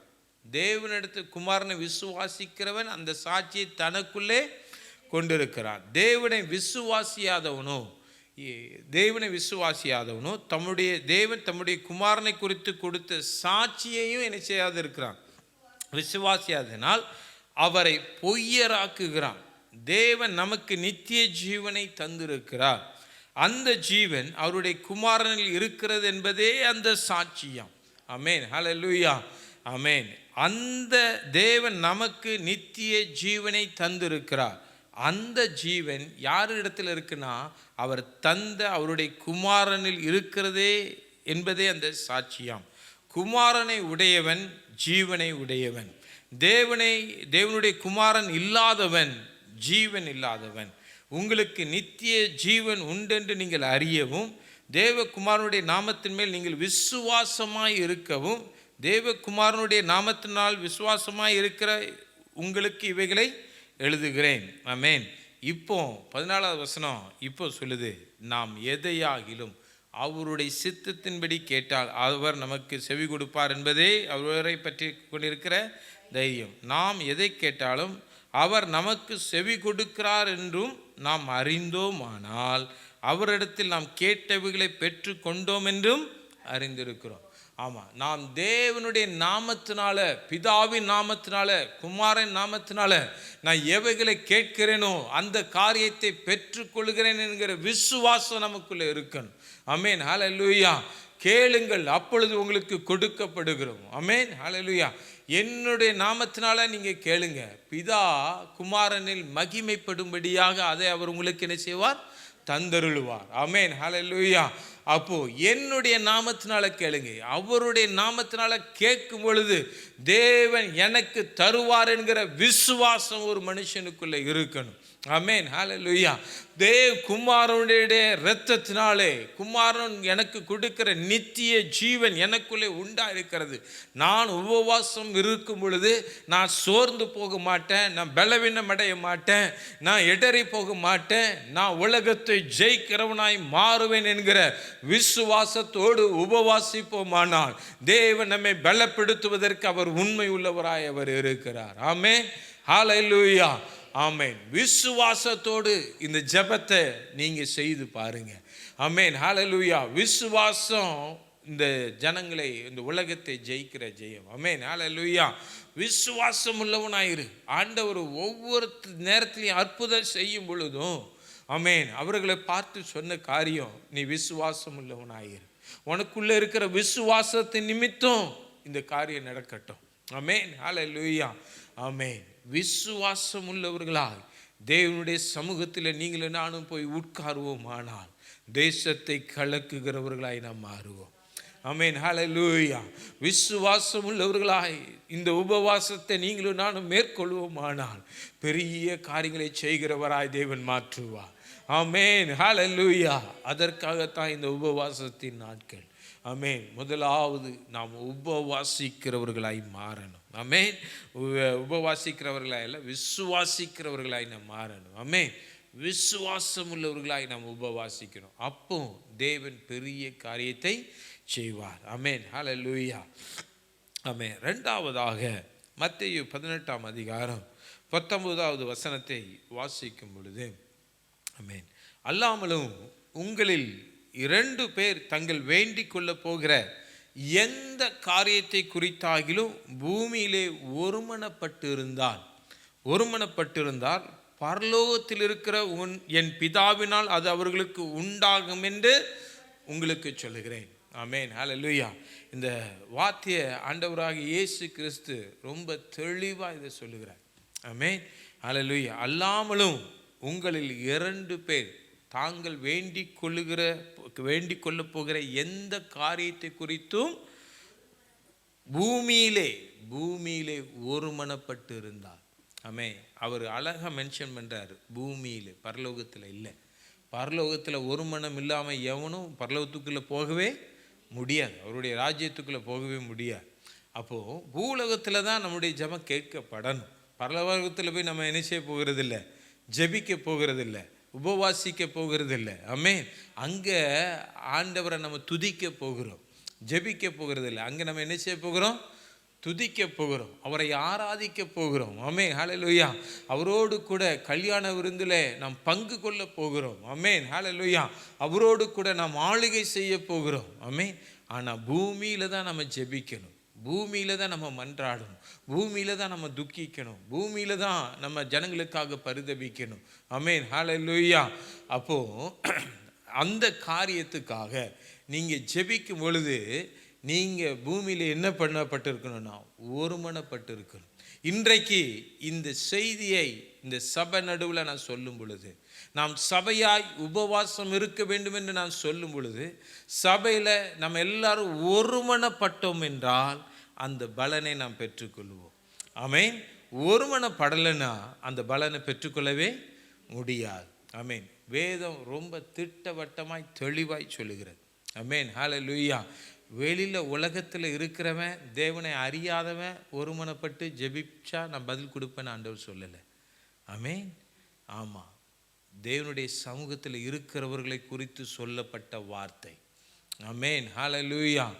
ஆமாம், சபையில் தான் ஒருமனப்பட்டு ஜெபிக்க முடியும், ஒரு குடும்பத்தில் தான் ஒருமனப்பட்டு என்ன செய்ய முடியும், ஜெபிக்க முடியும். நமக்குள்ள ஒரு மனதின் ஆவி இல்லாமல் இவர் பேசாட்டு உபவாச ஜெபம், அந்த ஜெபம், இந்த ஜெபம் அப்படின்னு சொல்லிகிட்டே போயிட்டுருக்கிறாரு அப்படின்னு நினச்சோன்னா அதற்குரிய ஆசீர்வாதத்தை நம்ம என்ன செய்ய முடியாது, பெற்றுக்கொள்ள முடியாது. நம்ம ஜெபிக்கிற பொழுது ஒரு மனம் ரொம்ப அவசியம். இதை நான் அநேக இடங்களிலே நான் உணர்ந்திருக்கிறேன். அதற்குரிய காரியங்களை நாங்கள் பார்த்துருக்கிறோம், அதன் வழியாக நாங்கள் நடந்து வந்திருக்கிறோம். ஆமென். ஹல்லேலூயா. ஒரு இடத்துல நம்ம ஒருமனப்பட்டாதான் நம்ம ஜெயத்தை பெற்றுக்கொள்ள முடியும். அப்போ இந்த 21 நாள் இந்த உபவாச ஜெபத்தில் நீங்கள் பங்கெடுக்கணும்னு நினைத்தீங்கன்னா என்னோடு கூட இந்த சபையோடு கூட ஒருமனப்பட்டவர்களாக இருக்கணும், ஏக சிந்தை உள்ளவர்களாக இருக்க வேண்டும். ஆமென். ஹல்லேலூயா. அப்போ தான் நம்ம தேவனை நம்ம என்ன செய்ய முடியும், நம்ம கண்டுகொள்ள முடியும், நம் ஜெயத்தை பெற்றுக்கொள்ள முடியும். ஆமென். ஹல்லேலூயா. ஸ்தோத்திரம். யாக்கோபு 1ஆம் அதிகாரம் 6வது வசனத்தை 7வது வசனத்தையும் 8வது வசனத்தையும் பார்க்கும் பொழுது, ஆனாலும் அவன் எவ்வளவாகிலும் சந்தேகப்படாமல் விசுவாசத்தோടെ கேட்க கடவன், சந்தேகப்படுகிறவன் காற்றினால் அடிப்பட்டு அலைகிற கடலின் அலைக்கு ஒப்பாயிருக்கிறான். அப்படிப்பட்ட மனுஷன் தன் கர்த்தரிடத்தில் எதையாகிலும் பெறலாம் என்று நினையாதிருப்பானாக. இருமனம் உள்ளவன் தன் வழிகளிலெல்லாம் நிலையற்றவனாயிருக்கிறான். ஆமென். ஹல்லேலூயா. வேத வசனம் ரொம்ப தெளிவாக ஸ்ட்ராங்காக சொல்லுது. ஆமென், ஹல்லேலூயா. ஆமென். நீ சந்தேகப்படாத, விசுவாசத்தோடு ஒரு மனதோடு நீ கேட்டேனா நான் உனக்கு பதில் செய்வேன். ஆமென். உன் உபவாச ஜெபம் அங்கீகரிக்கப்படும். நீ இருமனம் உள்ளவனாக இருந்தால் அங்கீகரிக்கப்படாது. 7வது வசனம் ரொம்ப தெளிவாக சொல்லுகிறது. இரு மனம் உள்ளவனாக இருந்து ஒரு மனப்படாமல் நம்ம ஜெபிச்சு தேவனிடத்தில் ஏதாவது பெறலாம் என்று நினையாதிருப்பானாக. ஏன்னா இருமனம் உள்ளவன் தன் வழிகளில் நிலையற்றவனாக இருக்கிறான். தன்னுடைய வழிகளிலே அவன் நிலைக்க மாட்டான். தன்னுடைய காரியங்களில் செய்கைகளிலே அவன் என்ன செய்ய மாட்டான், நிலைக்க மாட்டான். அவன் செய்கிற ஜெபத்தில் முதல்ல அவன் நிலைக்க முடியாது. அவன் எடுக்கிற உபவாசத்தில் அவனால் நிலைக்க முடியாது. 21 நாள் உபவாச ஜெபத்தை ஆரம்பிப்பான், ஆனால் பாதியிலே விட்டுருவான். அவனால் அந்த உபவாச ஜெபத்தை கண்டினியூ பண்ண முடியாது. ஏன்னா அவனுடைய இருதயம் இருமனம் உள்ளதாக இருக்குது. நமக்கு ஜெயம் கிடைக்குமோ கிடைக்காதோ, கர்த்தர் காரியத்தை வாய்க்க பண்ணுவாரோ வாய்க்க பண்ண மாட்டாரோ, இது தேவையோ தேவையில்லையோ அப்படின்னு நம்ம நினச்சிட்டு நாம் சபையோடு இணைந்து ஜெபித்தோன்னா நம்ம நிலை பெற மாட்டோம் என்று வேதம் ரொம்ப தெளிவாய் சொல்லுகிறது. இந்த உபவாச ஜெபத்தில் நீங்களும் நானும் ஜெயத்தை பெற்றுக்கொள்ளணும்னா நாம் ஒரு மனமாய் நாம் செயல்பட வேண்டும். இரு மனம் உள்ளவர்களாக இருக்கிறவர்கள் தங்களுடைய வழிகளில் நிலையற்றவர்கள் என்று வேதம் சொல்லுகிறது. வழிகள்னா ஆவிக்குரிய பாதையில் தேவனை தேடுகிறதுல நிலையற்றவன், தேவனை பைபிள் வாசிக்கிறதுல உபவாசிக்கிறதுல நிலையற்றவன், அவருடைய சாட்சிகளிலே நிலையற்றவன். அப்படி நிலையற்றவன்கிற காரியத்தில் அநேக காரியம் இருக்கலாம். கர்த்தருக்கு சித்தமானால் ஒரு நாள் அதை குறித்து நாம் என்ன செய்வோம், நம்ம தியானிப்போம். ஆமென். யார் நிலையற்றவர்கள் என்று தியானிக்க தேவன் நமக்கு உதவி செய்வாராக. ஆமென். 3வதாக நம்மளுடைய உபவாச ஜெபம் அங்கீகரிக்கப்பட வேண்டுமானால் நாம் எப்படிப்பட்டவர்களாக இருக்கணும், எப்படிப்பட்டவர்களாக இருக்கக்கூடாது. சங்கீதம் 66ஆம் சங்கீதம், Psalm 66, 17-20. அவரை நோக்கி என் வாயினால் கூப்பிட்டேன், என் நாவினால் அவர் புகழப்பட்டார். 18வது வசனம், என் இருதயத்தில் அக்கிரம சிந்தை கொண்டிருந்தேன், ஆனால் ஆண்டவர் எனக்கு செவிகொடார். சங்கீதக்காரர் எவ்வளோ அழகாக சொல்கிறார் பாருங்க. அவரை நோக்கி என் வாயினால் கூப்பிட்டேன். நான் கூப்பிடுகிறேன், நான் அவரை கூப்பிடுகிறேன். ஆமென். அவர் என் நாவினாலே புகழப்படுகிறார். நான் கூப்பிடுகிறேன், சத்தமிடுகிறேன், அவர் புகழப்படுகிறார். அதில் எந்தவித இதுவும் இல்லை. ஆமென், ஆமென். அவர் புகழப்படுகிறதுல எந்தவித சந்தேகமும் இல்லை. ஆனால் 18வது வசனத்தை நிறுத்தி நாம் தியானிப்போமானால், என் இருதயத்தில் அக்கிரம சிந்தை கொண்டிருந்தேன், ஆனால் ஆண்டவர் எனக்கு செவிகொடார். ஆமென். என் இருதயத்தில் அக்கிரம சிந்தை இருக்குமானால் தேவன் என் சத்தத்துக்கு செவி கொடுக்க மாட்டார், என் உபவாச ஜெபத்தை அங்கீகரிக்க மாட்டார். ஆமென், ஹல்லேலூயா. நாம் அக்கிரம சிந்தையோடு தேவனுடைய சன்னிதானத்தில் போய் உட்காரக்கூடாது. ஆமென், ஹல்லேலூயா. அக்கிரம சிந்தை நமக்குள்ளே இருக்குமானா தேவன் செவி கொடுக்க மாட்டார். ஆமென். 19வது வசனம் சொல்லுகிறது, மெய்யாய் தேவன் எனக்கு செவி கொடுத்தார், என் ஜெபத்தின் சத்தத்தை கேட்டார், என் ஜெபத்தை தள்ளாமலும் தமது கிருபையை என்னை விட்டு விலக்காமலும் இருந்த தேவனுக்கு ஸ்தோத்திரம் உண்டாவதாக. இந்த ஜெபத்தை 21வது நாள்லையும் அதுக்கு பின்பதாகவும் நம்ம சொல்லணும். ஆமென், ஹல்லேலூயா. இந்த வார்த்தையை நம்ம என்ன செய்யணும், அந்த 21வது நாள் முடிவிலையும் அதுக்கு பின்பும் நாம் இந்த வார்த்தை சொல்லணும். என்ன சொல்லணும்? மெய்யாய் தேவன் எனக்கு செவி கொடுத்தார், மெய்யாய் எனக்கு தேவன் செவி கொடுத்தார், என் ஜெபத்தின் சத்தத்தை கேட்டார், என் ஜெபத்தை தள்ளாமலும் தமது கிருபையை என்னை விட்டு விலக்காமலும் இருந்த தேவனுக்கு. அப்போ விலக்கக்கூடாதுன்னா அக்கிரம சிந்தை என்னிடத்தில் இருக்கக்கூடாது. அக்கிரமமான சிந்தை என்ன செய்யக்கூடாது, இருக்க. எது அக்கிரமமான சிந்தை? 1 தெசலோனிக்கேயர் 4ஆம் அதிகாரம் 3வது வசனத்திலிருந்து பார்க்கும் பொழுது, நீங்கள் பரிசுத்தம் உள்ளவர்களாக இருக்க வேண்டும் என்பதே தேவனுடைய சித்தமாக இருக்கிறது. அந்தபடி நீங்கள் வேசி மார்க்கத்துக்கு விலகி இருக்கணும், வேசி மார்க்கத்துக்கு விலகி இருக்கணும். தேவனை அறியாத அஞ்ஞானிகளைப் போல மேக மோக இச்சைக்குட்படாமல் உங்களில் அவனவன் தன் தன் சரீர பாண்டத்தை பரிசுத்தமாயும் கனமாயும் ஆண்டு கொள்ளும்படி அறிந்து இந்த விஷயத்தில் ஒருவனும் மீறாமலும் தன் சகோதரனை வஞ்சியாமலும் இருக்க வேண்டும். முன்னமே நாங்கள் உங்களுக்கு சொல்லி சாட்சியாக எச்சரித்தபடியே இப்படிப்பட்ட விஷயங்களை எல்லாவற்றையும் குறித்து கர்த்தர் நீதி சரிகட்டுகிறவராய் இருக்கிறார். தேவன் நம்மை அசுத்தத்திற்கல்ல பரிசுத்தத்திற்கே அழைத்திருக்கிறார். ஆகையால் அசட்டை பண்ணுகிறவன் மனுஷனை அல்ல, தமது பரிசுத்த ஆவியை நமக்கு தந்தருளின தேவனையே அசட்டை பண்ணுகிறான். ஆமென், ஹல்லேலூயா. ஆமாம், அப்போது நம்முடைய சரீரத்தை பரிசுத்தமுள்ளதாய் பாதுகாத்து கொள்ள வேண்டும். ஆமாம், அக்கிரம சிந்தை நம்ம எங்கே உண்டாகும்? நம்முடைய சரீரத்தில் உண்டாகும். ஆமென், ஹல்லேலூயா. ஆமென். அப்போது அந்த நம்முடைய சிந்தை, நம்முடைய இருதயம், நம்முடைய காரியங்கள் எல்லாம் பரிசுத்தமாக இருக்கணும். பரிசுத்தம் இல்லாமல் தேவனை தொழுது கொள்ள முடியாது என்று வேதம் தெளிவாய் சொல்லுகிறது. ஆமென். பரிசுத்தம் இல்லாமல் தேவனை தரிசிக்க முடியாது. ஆமென். அப்போ நாம் உபவாசிக்க வேண்டுமானால், நாம் ஜெபிக்க வேண்டுமானால் பரிசுத்தம் உள்ளவர்களாய் நாம் மாற வேண்டும். பரிசுத்தம் உள்ளவர்களாய் மாற வேண்டும். ஆமென். அப்போ அந்த பரிசுத்தம் உள்ளவர்களாய் இருந்தால் தான் நமக்குள்ள அக்கிரம சிந்தை இருக்கக்கூடாது. அந்த அக்கிரம சிந்தை குறித்து 6வது வசனம் ரொம்ப அழகாக சொல்லுகிறது. ஆமென். 5வது வசனத்தில் நான் சொல்கிறேன், அவனவன் தன் தன் சரீர பாண்டத்தை பரிசுத்தமாயும் கனமாயும் ஆண்டு கொள்ளும்படி அறிந்து இந்த விஷயத்தில் ஒருவனும் மீறாமலும் தன் சகோதரனை வஞ்சியாமலும் இருக்க வேண்டும். முன்னமே நாங்கள் உங்களுக்கு சொல்லி சாட்சியை எச்சரித்தபடியே இப்படிப்பட்ட விஷயங்களை எல்லாவற்றையும் குறித்து கர்த்தர் நீதி சரிகட்டுகிறவராய் இருக்கிறார். கர்த்தர் நீதி சரிகட்டுகிறவராய் இருக்கிறார். எந்த விஷயத்தில்? பரிசுத்தம் என்கிற விஷயத்தில். உன் சகோதரனுக்கு நீ பொல்லாங்கு செய்தேன்னா ஆமென், உன் ஜெபத்தை ஆண்டவர் கேட்க மாட்டார். ஆமென், ஹல்லேலூயா. அக்கிரம சிந்தையோடு தேவனுடைய சன்னிதானத்தில் வந்து என்ன செய்ய முடியாது? நிற்க முடியாது. தேவன் அதுக்கு நீதி சரி கட்டுகிறவர். அவர் நீதி சரி கட்டுவர் என்கிற வார்த்தையை உதாசீனப்படுத்திட்டு அவர் வந்து தேவனை பரியாசம் பண்ணி உபவாசம் பண்ணால் தேவன் அந்த ஜெபத்தை கேட்க மாட்டார். எது அக்கிரம சிந்தை தெரியுமா? தேவனுக்கு அதெல்லாம் தெரியாது. தேவன் அதை கண்டுகொள்ள மாட்டார். நான் செய்தது நியாயம்தான் அப்படின்னு சொல்லி தன்னைத்தானே ஜஸ்டிஃபை பண்ணிக்கிட்டு வந்து உபவாசிக்கிற உபவாசம் அது கேட்கப்பட மாட்டாது, அங்கீகரிக்கப்பட மாட்டாது. நம்முடைய ஜெபம் தேவனுடைய சன்னிதானத்தில் எட்டப்படாது. ஆமென், ஹல்லேலூயா. சகோதரனுக்கு துரோகம் விளைவிச்சிட்டு தீங்கான காரியத்தை பேசிட்டு, ஆமென், ஹல்லேலூயா, அவர்களுக்கு விரோதமாக பேசி எழுதின காரியங்களை தேவனிடத்தில் மனம் பொருந்தாமல் நாம் நின்று நம்ம உபவாசித்து நம்ம ஜெபிப்போம், தேவன் நமக்கு பதில் கொடுப்பார் என்றால் அது முட்டாள்தனம். ஆமென், ஆமென், ஹல்லேலூயா. தேவன் பதில் கொடுக்க மாட்டார்.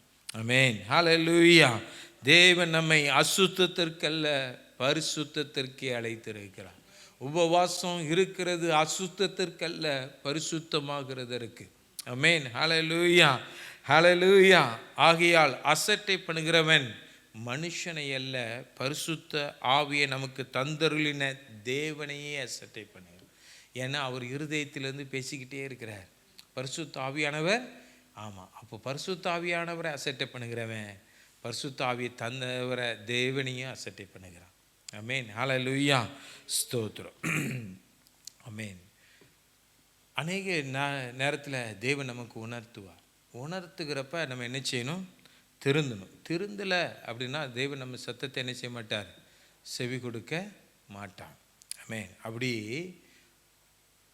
அக்கிரம சிந்தையோடு ஜெபம் ஒரு ஜெபம் கேட்கப்படாமல் போனதுக்கு ஒரு அடையாளமாக 2 சாமுவேல் 12ஆம் அதிகாரம் 15வது வசனத்திலிருந்து 22 வரைக்கும் நம்ம பார்ப்போமானால்,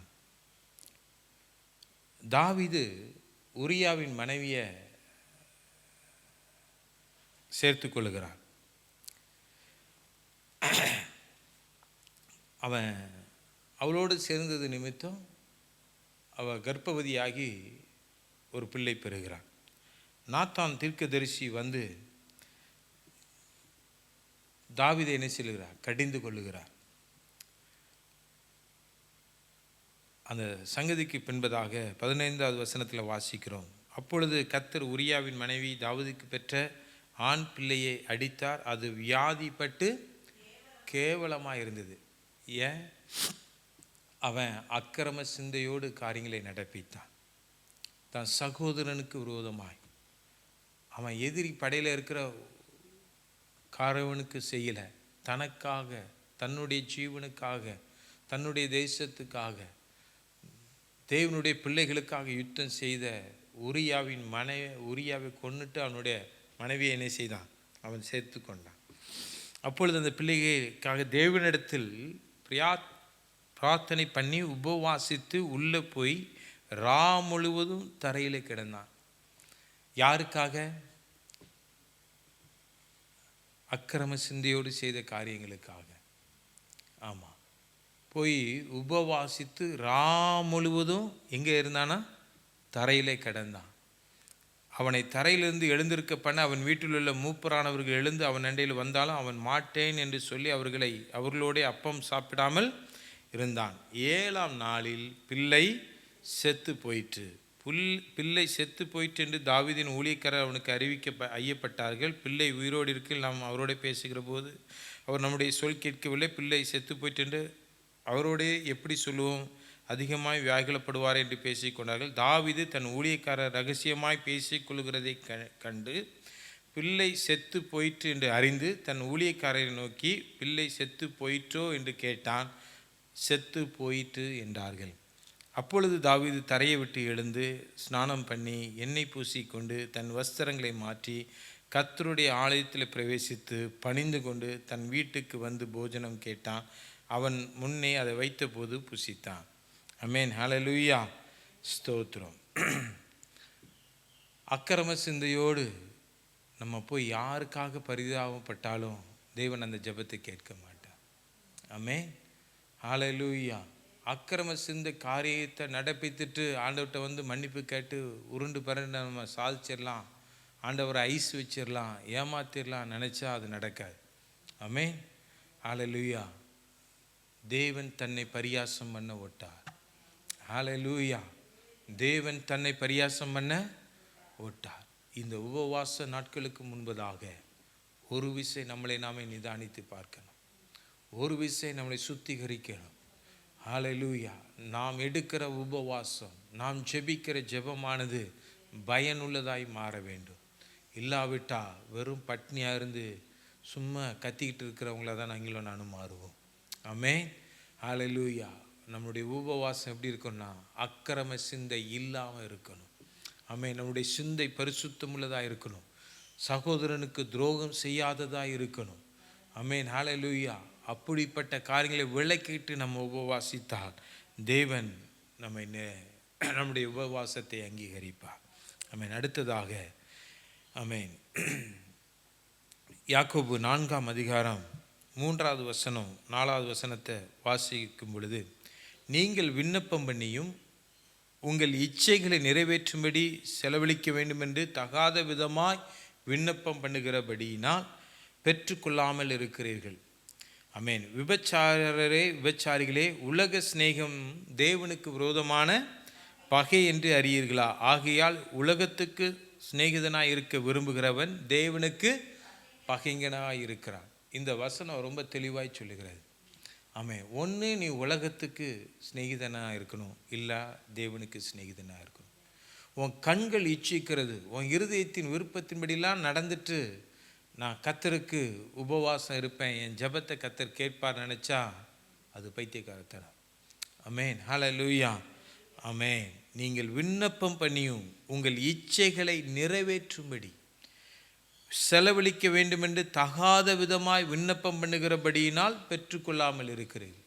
ஆமாம், அது தகாத விதமாக நம்ம அனுபவிக்கணும். கர்த்தர் கொடுக்குற ஆசீர்வாதத்தை, கர்த்தர் கொடுக்குற ஊழியத்தை தகாத விதமாய் அனுபவிக்கணும்னு நினச்சேன்னா நம்ம பதில் என்ன செய்ய முடியாது, பெற்றுக்கொள்ள முடியாது. நான் கர்த்தர் கொடுத்ததை கர்த்தருக்கு மன உண்மையாக நான் அதை அனுபவிப்பேன் நீங்கள் நினச்சி விண்ணப்பம் பண்ணிங்கன்னா கர்த்தர் உங்கள் சத்தத்தை கேட்பார். ஆமென், ஹல்லேலூயா. நாம் விண்ணப்பம் பண்ணுகிறது, உபவாசிக்கிறது எதற்காகனா நீ ஆசீர்வாதமாய் இருப்பாய், நீ பெரிய காரியங்களை செய்வாய், நீ மென்மேலும் பலப்படுவாய் என்று கர்த்தர் வாக்கு கொடுத்திருக்கிறார். அந்த வார்த்தை நம்மளில் பலப்படுவதற்காக, நிலை நிற்பதற்காக, அந்த வார்த்தை நிறைவேறுவதற்காக உபவாசிக்கிறோம். அப்போ அந்த நீ ஆசீர்வதிக்கப்பட்டவன் என்று சொல்லுகிற அந்த ஆசீர்வாதம் அது உலக பிரகாரமான ஆசீர்வாதமாக இருக்கலாம், ஆவிக்குரிய ஆசீர்வாதமாக இருக்கலாம். அது நிறைவேறும் பொழுது அதை ஆவிக்குரிய பிரகாரமாய் அதை அனுபவிக்க வேண்டும், அதை பரிசுத்தமாய் அதை அனுபவிக்க வேண்டும். ஆமென். அதை தகாத விதமாய் தேவனுக்கு பிரியமில்லாத வழிகளிலே அதை நம்ம பயன்படுத்த வேண்டும். அதுக்காக நம்ம அதை பெற்றுக்கொள்ளணும். நய வஞ்சகமாய் ஆண்டவரை வஞ்சிக்கணும்னு நினச்சோன்னா பதிலை பெற்றுக்கொள்ள முடியாது. அதுதான் இந்த வசனத்தினுடைய அர்த்தம். ஆமென். ஹல்லேலூயா. அப்போ இச்சைகளை நம்மளுடைய மாமிச இச்சைகளை, நம்முடைய கண்களின் இச்சைகளை நம்ம நிறைவேற்றுவதற்காக நம்ம அதை பெற்றுக்கொள்ளலாம் அப்படின்னு நம்ம ஜெபிச்சோம் அப்படின்னா அதை என்ன செய்ய முடியாது, பெற்றுக்கொள்ள முடியாது. அந்த விஷயத்தில் தேவன் நமக்கு உதவி செய்ய மாட்டார். ஆமென். ஹல்லேலூயா, ஹல்லேலூயா. அந்த அதிகாரத்தை நீங்கள் வீட்டில் போய் வாசித்து பாருங்கள். ஆமென். ஹல்லேலூயா. அப்போஸ்தலர் 8ஆம் அதிகாரம் 14வது வசனத்தை வாசிக்கும் பொழுது இங்கே ஒரு மனுஷன் பேதுருவையும் யோவானையும் பார்த்து அவன் கேட்குறான். என்ன கேட்குறான் அப்படின்னு சொன்னால், சமாரியர் தேவ வசனத்தை ஏற்றுக்கொண்டதை எருசலேமில் உள்ள அப்போஸ்தலர்கள் கேள்விப்பட்டு பேதுருவையும் யோவானையும் அவர்களிடத்தில் அனுப்பினார்கள். அவர்கள் வந்தபோது அவர்கள் ஒருவனும் பரிசுத்த ஆவியை பெறாமல் கர்த்தராகிய இயேசுவின் நாமத்தினாலே ஞானஸ்நானத்தை மாற்றம் பெற்றவர்களாய் கண்டு அவர்கள் பரிசுத்த ஆவியை பெற்றுக்கொள்ளும்படி அவர்களுக்காக ஜெபம் பண்ணி அவர்கள் மேல் கைகளை வைத்தார்கள். அப்பொழுது அவர்கள் பரிசுத்த ஆவியை பெற்றார்கள். இதை கண்ட சீமோன் என்கிற ஒரு மனுஷன் அவர்களை பார்த்து சொல்கிறான், அப்போஸ்தலர் தங்கள் கைகளை அவர்கள் மேல் வைத்ததினால் பரிசுத்த ஆவி தந்தருளப்படுகிறதை சீமோன் கண்டபோது அவர்களிடத்தில் பணத்தை கொண்டு வந்து, நான் எவன் மேல் என் கைகளை வைக்கிறேனோ அவன் பரிசுத்த ஆவி பெறத்தக்கதாக எனக்கும் அந்த அதிகாரத்தை கொடுக்க வேண்டும் என்றான். பேதுரு அவனை நோக்கி, தேவனுடைய வார்த்தை பணத்தினாலே சம்பாதித்து கொள்ளலாம் என்று நீ நினைத்தபடியால் உன் பணம் உன்னோட கூட நாசமாய் போக கடவுது. உன் இருதயம் தேவனுக்கு முன்பதாக செம்மையாய் இராதபடியினால் இந்த விஷயத்தில் உனக்கு பங்குமில்லை பாக்கியமில்லை. ஆகையால் நீ உன் துர்க்குணத்தை விட்டு மனம் திரும்பி தேவனை நோக்கி வேண்டிக்கொள். ஒருவேளை உன் இருதயத்தின் எண்ணம் உனக்கு மன்னிக்கப்படலாம். நீ கசப்பான பிச்சிலும் பாவக்கட்டிலும் அகப்பட்டிருக்கிறதை காண்கிறேன் என்றான். ஆமென். ஆமாம், கசப்பான பிச்சிலும் பாவக்கட்டிலும் அகப்பட்டிருக்கிறதை காண்கிறேன். இது ஆமாம், அதை தவறாய் நம்ம அனுபவிக்கணும்னு நினைக்கிறது. மற்றவர்களுக்கு தேவன் தன்னுடைய வரங்களை அவர் பகிர்ந்து கொடுக்கிறார். அதை குறித்து பொறாமப்படக்கூடாது. அதே வரம் எனக்கும் வேணும்னு நினைச்சக்கூடாது, அடம்பிடிக்கக்கூடாது. அவரை போல் நானும் தீர்க்க தரிசனம் சொல்லணும், அவரை போல் நானும் சுகமளிக்கிற வரத்தில் செயல்படணும், அவரை போல் நான் வியாக்கியானம் பேசணும், அவரை போல் எனக்கு வெளிப்பாட்டின் வரம் வேணும், அவரை போல் நான் பிரசங்கிக்கணும், அவரை போல் நான் பாடணும், அவரை போல் நான் எழுப்பி நின்று ஊழியம் செய்யணும் அப்படின்னு சொல்லி மற்றவர்களைப் போல நம்ம காப்பி அடித்து நமக்காக செய்யணும்னு நம்ம நினச்சோன்னா, நம்முடைய இச்சைகளை நிறைவேற்றணும்னு நம்ம நினைத்தோன்னா, ஆமென், தேவன் நம்முடைய ஜெபத்துக்கு பதில் கொடுக்க மாட்டார். ஆமென். ஹல்லேலூயா. அந்த ஜெபம், அந்த உபவாசம் அங்கீகரிக்கப்படாமல் போய்விடும். ஆமென். ஹல்லேலூயா. ஸ்தோத்திரம். 5வதாக, வேதத்தை கேளாதபடி தன் செவியை விளக்குகளுடைய ஜெபம் அருவருப்பானது. ஆமாம், உபவாசிக்கும் பொழுது, நம்ம ஜெபிக்கும் பொழுது இந்த வேத வசனத்துக்கு அதிகமாய் முக்கியத்துவம் கொடுக்கணும். ஆமென். ஹல்லேலூயா. இந்த வேத வசனத்தை நம்ம உயர்த்தணும், இதை நம்ம உரிமை கொண்டாடணும். இந்த வேத வசனத்தை சப்தமாய் வாசிக்கணும். அதிக நேரம் வேத வசனத்தை நம்ம என்ன செய்யணும்? வாசிக்கணும். ஆமென். ஹல்லேலூயா. இந்த வேத வசனத்தை விசுவாசிக்கணும். ஏன்னா இதில் எழுதப்பட்டிருக்கிற எந்த வார்த்தையும் என்ன செய்ய போகிறதில்லை, மாறப்போகிறதில்லை, அழிவதில்லை என்று வேதம் சொல்லியிருக்கிறது. ஆமென். ஹல்லேலூயா.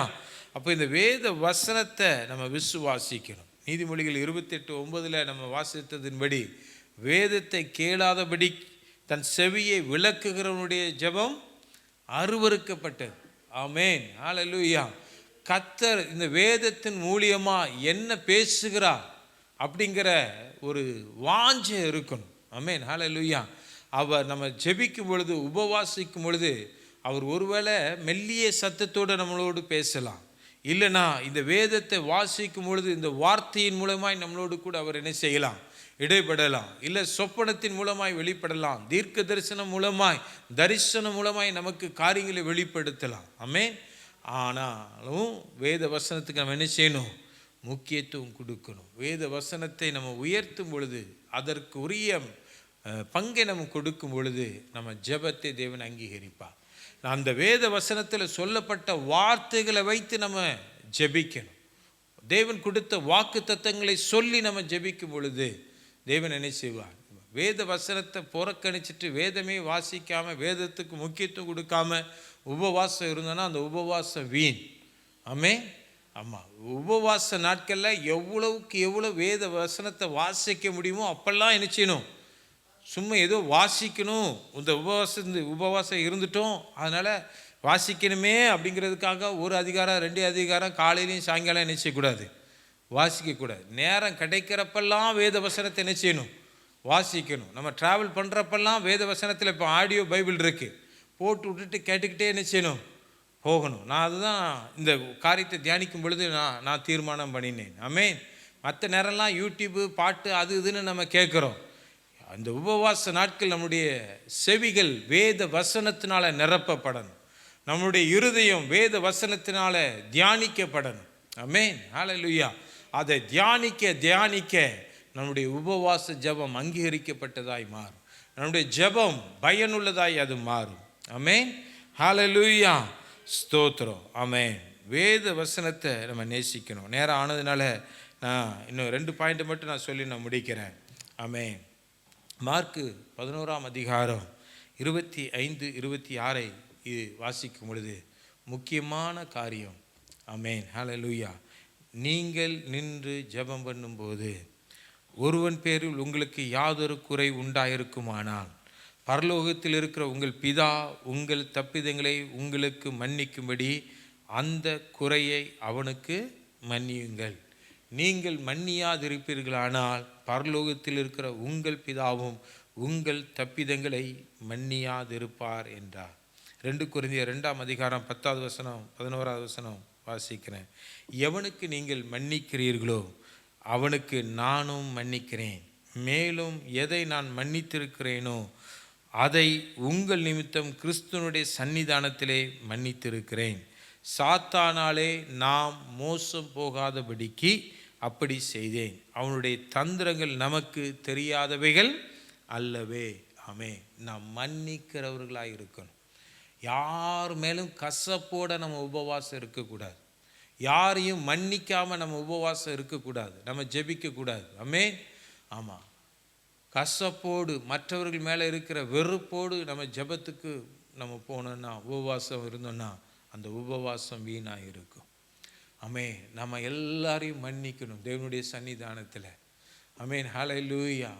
அவங்க நம்மளை மன்னிக்கிறாங்களோ இல்லையோ அது நமக்கு தேவையில்லை. நாம் மன்னிக்கிறவர்களாக இருக்கணும். ஆமென். ஹல்லேலூயா.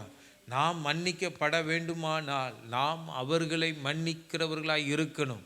அப்போஸ்தலனாகிய பவுல் இந்த கடைசி 11ஆம் வசனத்தில் சொல்லும் பொழுது சாத்தானாலே மோசம் போகாதபடிக்கு அப்படி செய்தேன். அவனுடைய தந்திரங்கள் நமக்கு என்ன தந்திரங்கள்? நம்மளை நாமே நியாயம் தீர்த்து கொள்கிறது. இல்லை அவங்க செய்தது தான் தப்பு, நம்ம தப்பு செய்யலை, அதனால் நான் மன்னிப்பு கேட்க வேண்டிய அவசியம் இல்லை, அவங்கள மன்னிக்க வேண்டிய அவசியம் இல்லை. இல்லை நான் மன்னிச்சிட்டேன் பிரதர் அப்படின்னு சொல்கிறதில்ல. ஆமென். ஹல்லேலூயா. ஆமாம், அப்படி சொல்கிறது அவனுடைய தந்திரம். அவனால் நம்ம மோசம் போயிடக்கூடாது. மனப்பூர்வமாய் தேவனுடைய சன்னிதானத்தில் முழங்கால் படியிட்டு நம்ம மன்னிப்பு கேட்க வேண்டிய விஷயத்தில் மன்னிப்பு கேட்கணும். ஆமென். மன்னிப்பு கேட்கலன்னா நம்முடைய உபவாசம் வீணாய் போய்விடும், நம்முடைய ஜெபம் கேட்கப்படாமல் போயிடும். அதனால் தயவுசெய்து நான் தாழ்மையாய் சொல்லுகிறேன், நான் மன்னிக்க யாரையாவது நம்ம மன்னிக்காமல் இருந்தோமானால் நாம் தயவுசெய்து மன்னிப்பு கேட்கணும். ஆமென். ஹல்லேலூயா. அவங்கள மன்னிப்பு கேட்டுட்டு நம்ம இந்த உபவாச ஜெபத்தை எடுத்து பாருங்கள், தேவன் பெரிய காரியங்களை செய்வார். அவங்கள தொடர்பு கொள்ள முடியலன்னா பிரச்சனை இல்லை. ஆண்டவருடைய சமூகத்தில் ஆண்டவருடைய சூழ்நிலையை நீங்கள் அறிந்திருக்கிறீங்க. அவங்கள என்னால் தொடர்பு கொள்ள முடியல, உம்முடைய சன்னிதானத்தில் நான் மன்னிக்கிறேன் ஆண்டவரே, அவர்களை நான் மனதார மன்னிக்கிறேன்ப்பா. எனக்கு இந்த காரியத்தில் எனக்கு உதவி செய்யுங்கன்னு ஆண்டவரிடத்தில் கேளுங்க. ஆண்டவர் உங்களுக்கு உதவி செய்வார். ஆமென். கடைசியா ஆமென், ஹல்லேலூயா, ஆமென். நம்ம அவருடைய சித்தத்தின்படி நம்ம உபவாசம் இருக்கணும். அவருடைய சித்தத்தின்படி நம்ம என்ன செய்யணும்? உபவாசம் இருக்கணும். அவருடைய சித்தத்தின்படி நம்ம ஜெபிக்கணும். அவருடைய சித்தம் இல்லாத காரியத்துக்காக நம்ம முரண்பட்டு மாம்ச வைராக்கியத்தில் என்ன செய்யக்கூடாது? ஆமாம், ஜெபிக்கக்கூடாது, உபவாசிக்கக்கூடாது. சொல்லிட்டாங்களேங்கிறதுக்காக செய்யக்கூடாது. அவருடைய சித்தத்தின்படி தேவன் இந்த வாக்கு தத்தத்தை, இந்த வார்த்தையை எனக்கு இந்த சபையில் கொடுத்துருக்கிறார். இது எனக்கு என்று கொடுக்கப்பட்ட வார்த்தை.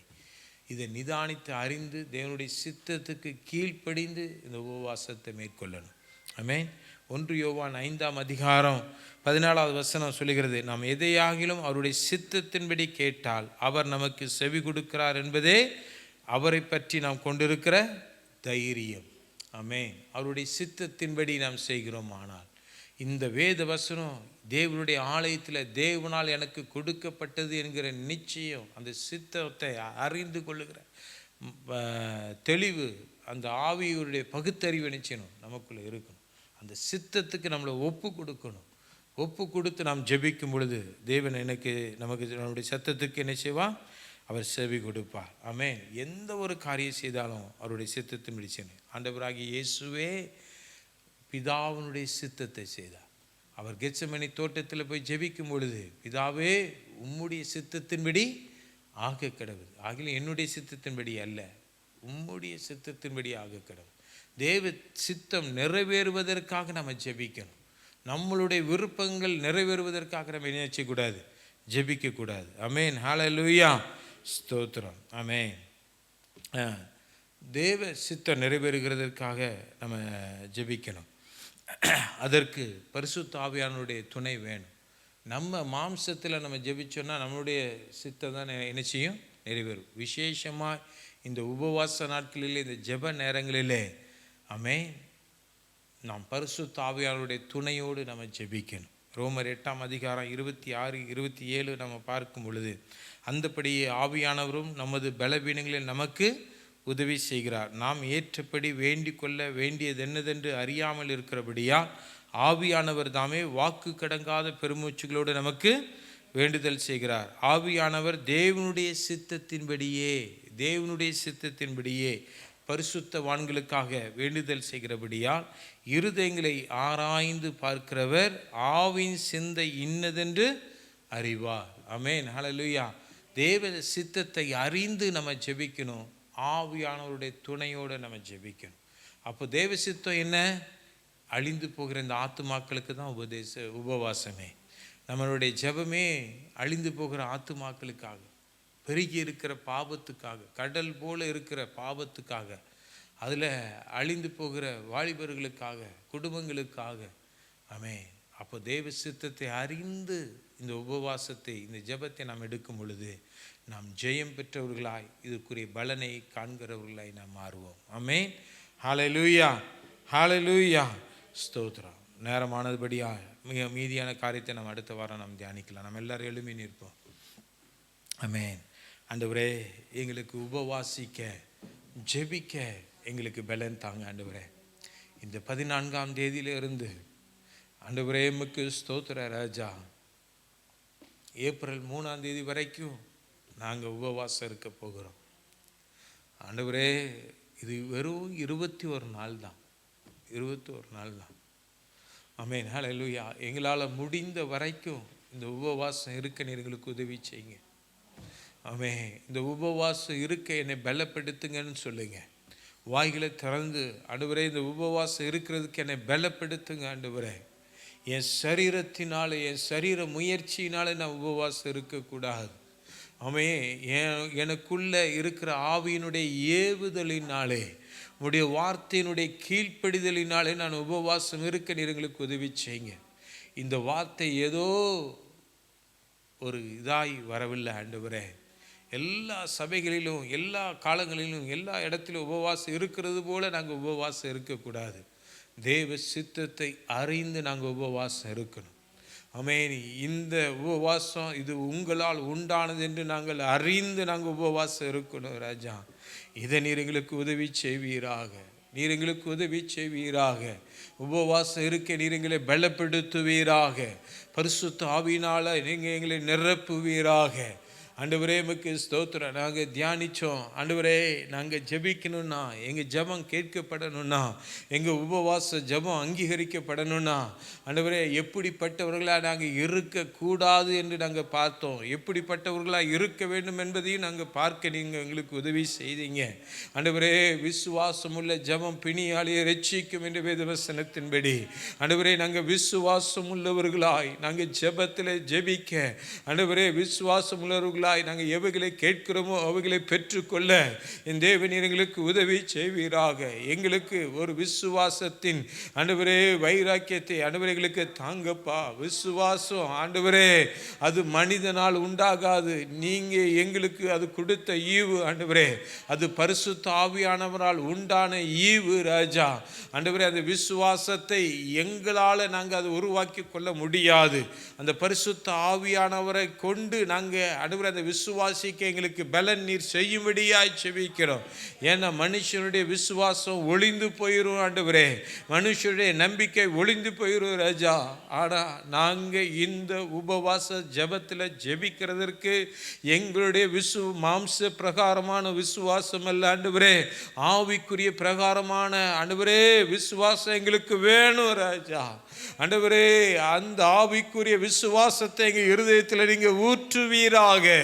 ஆண்டவரே உமக்கு ஸ்தோத்திரம். விசுவாசிக்கிறவன் பதறான் என்று வேதம் சொல்லுகிறது ஆண்டவரே. நாங்கள் பதறாதபடிக்கு ஆண்டவரே தைரியம் உள்ளவர்களாய் பலம் உள்ளவர்களாய் ஆண்டவரே விசுவாசத்தோடு ஜெபிக்க நீர் எங்களுக்கு உதவி செய்யும்படியாய் நாங்கள் ஜெபிக்கிறோம் ஆண்டவரே. நாங்கள் ஒருமனப்பட்டு ஒரே சிந்தை உள்ளவர்களாய் ஏக சிந்தை உள்ளவர்களாய் ஜெபிக்க உபவாசிக்க எங்களுக்கு உதவி செய்யுங்க. எங்க சபையோடு எங்களுக்கு ஒரு ஏக சிந்தை இருக்கணும் ஆண்டவரே. ஒரு இசைந்த ஆத்துமாவை எங்களுக்குள்ள கொடுங்க ஆண்டவரே. உமக்கு ஸ்தோத்திரம் ஆண்டவரே, உமக்கு ஸ்தோத்திரம். ஒரு மனதின் ஆவியை நீர் எங்களுக்கு கட்டளையிடும்படியாய் நாங்கள் ஜெபிக்கிறோம் அப்பா. ஆண்டவரே உமக்கு ஸ்தோத்திரம் ராஜா. எங்களிடத்தில் இருக்கிற அக்கிரம சிந்தை எங்களை விட்டு எடுத்து போடுங்க ஆண்டவரே. உமக்கு ஸ்தோத்திரம். பாவ சிந்தை நாங்கள் களைந்து போட பரிசுத்தமாய் ஆண்டவரே உபவாசிக்க ஜெபிக்க ஆண்டவரே எங்களை பரிசுத்தப்படுத்திக் கொள்ள கரை திரை ஏற்றவர்களாய் உடைய சமூகத்துக்கு முன்பதாக வந்து நிற்க நீர் எங்களுக்கு உதவி செய்வீராக ஆண்டவரே.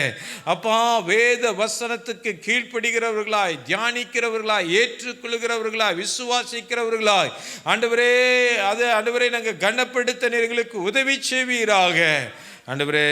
அதே போல ஆண்டவரே நாங்கள் மற்றவர்களை மன்னிக்கவும் ஆண்டவரே உமக்கு ஸ்தோத்திரம். எங்களுடைய பாவங்கள் மன்னிக்கப்படவும் இந்த ஜெபங்கள் எங்களுக்கு உதவி செய்யட்டும் ஆண்டவரே. அப்பா உமக்கு ஸ்தோத்திரம் ஆண்டவரே.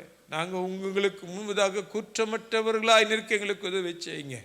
நாங்கள் பாவிகளாக இருந்துடக்கூடாது ஆண்டவரே. எங்கள் பாவங்களை எங்களை விட்டு அகற்றுங்க. நாங்கள் பிறருடைய குற்றங்களை மன்னித்தால் நீங்கள் எங்களுடைய குற்றங்களை மன்னிப்பீங்க ராஜா. நீங்கள் மன்னித்து ஆண்டவரே எங்களை ஆண்டவரை தகுதிப்படுத்தும்படியாய் நாங்கள் செபிக்கிறோம்.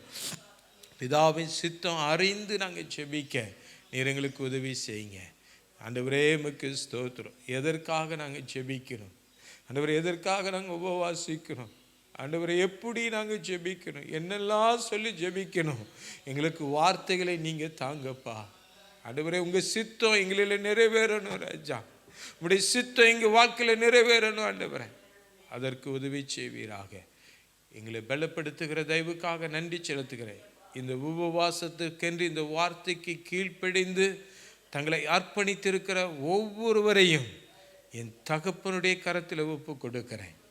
தேவநீர் ஆளுகை செய்வீராக. இந்த வசனங்கள் அவருடைய இருதயத்தில் இடைபடுவதாக ஆண்டவரே. இந்த இருக்கிற இந்த 5 நாட்களில் இந்த ஜெபத்திற்கென்று உபவாசத்துக்கென்று இவர்கள் ஆயத்தப்பட என் தேவநீர் உதவி செய்வீராக. இந்த வார்த்தைகளை தியானித்து தியானித்து தியானித்து ஜெபித்து ஜெபித்து ஆண்டவரை ஆயத்தப்பட நீர் உதவி செய்வீராக. எங்களுடைய ஜெபம் உபவாசம் ஜெயமுள்ளதாய் மாறணும் ஆண்டவரே. ஜெயமுள்ளதாய் மாற்றுங்க. அதுக்குரிய பலனை பெற்றுக்கொள்ள எங்களுக்கு உதவி செய்யுங்க. தேவ கிருபை இருக்கட்டும். ஆசீர்வதியும் பலப்படுத்தும். இயேசுவின் நாமத்தில் பிதாவே, ஆமென். என் ஆத்துமாவே கர்த்தரை ஸ்தோத்திரி, என் முழு உள்ளமே அவருடைய பரிசுத்த நாமத்தை ஸ்தோத்திரி. என் ஆத்துமாவே கர்த்தரை ஸ்தோத்திரி, சகல உபகாரங்களையும் மறவாதே. ஆமென், ஆமென். கர்த்தராகிய இயேசு கிறிஸ்துவினுடைய கிருபையும், பிதாவாகிய தேவனுடைய அன்பும், பரிசுத்த ஆவியானுடைய அன்னுன்ய ஐக்கியமும் நம் அனைவரோடும் இன்றும் என்றும் நீடித்தும் நிலைத்தும் இருப்பதாக. ஆமென், ஆமென். Thank you. God bless you.